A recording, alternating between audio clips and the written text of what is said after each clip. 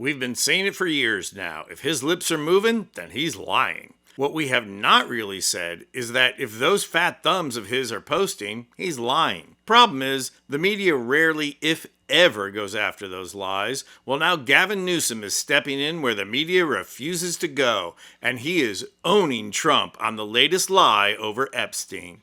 The Wall Street Journal publishing Trump's letter to Epstein is not only resetting the clock on the whole news cycle, but is driving a dagger in the heart of Trump's ridiculous claim that the Epstein scandal is a Democratic hoax. You know, the hoax that provided the means for Trump to get elected before they would spring the trap on him and get him unelected and thereby put another Republican in the Oval Office. Yes, that clever hoax plan.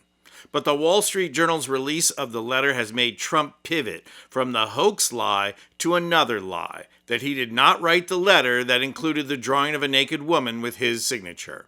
And in fact, Trump's declaration that I never wrote a picture in my life is technically true, since most of us draw rather than write pictures. But I guarantee you, right now, in the bowels of the New York City art scene, a struggling avant-garde artist has just had a light bulb go off in their head and is writing pictures.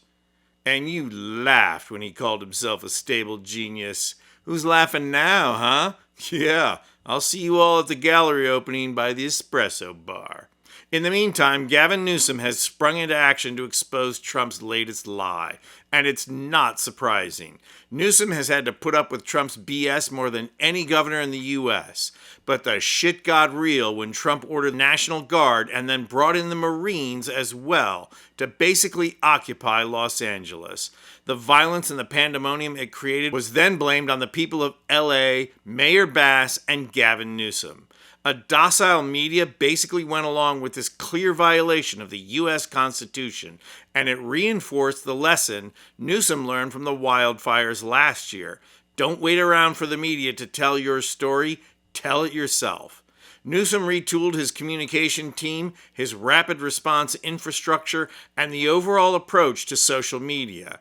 Add to the equation that Newsom is obviously going to run for president in 2028, and you discover that the robust communications infrastructure is not only willing, but able to step in and crush opponents while elevating Newsom. Axios is reporting that just this weekend, Newsom's office called Trump Deputy Chief of Staff Stephen Miller a fascist cuck, a term Trump's team often uses to attack its opponents, after Miller criticized a judge's ruling and called the judge a communist. Sorry the Constitution hurt your feelings, Stephen, Newsom's office wrote on social media. Cry harder. And now Newsom is turning that weapon onto Trump.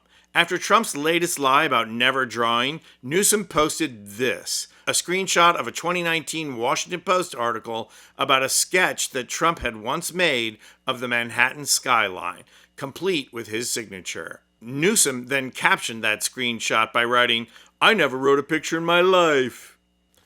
Boom! What goes around comes around, Donald. And now social media is absolutely cluttered with other pictures that Trump has written, all of them displaying a decided lack of talent, and all of them signed.